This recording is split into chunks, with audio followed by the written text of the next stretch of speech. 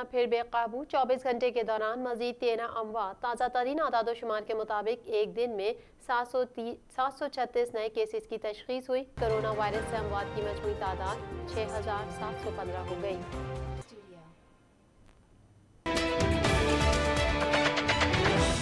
15 जनवरी तक नवाज शरीफ पाकिस्तान की जेल में होंगे। शिबली फराज कहते हैं नवाज शरीफ के पीछे कानून के हाथ को रोकने के लिए सब किया जा रहा है।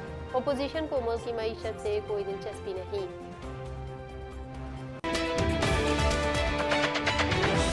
हुकूमत घबराई हुई है, जनवरी से पहले ही चली जाएगी। मरियम नवाज कहती हैं कराची वाक़े में वज़ीर आज़म की खामोशी ने साबित कर दिया वो कहीं नहीं है।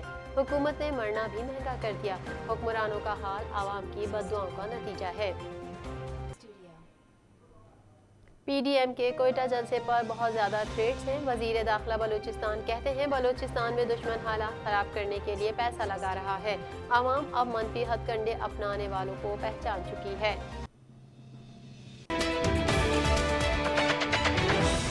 तीन सूबों को विफाक से चलाया जा रहा है। मुराद अली शाह कहते हैं सिंध हुकूमत कभी भी गैर आइनी इकदाम नहीं कर सकती।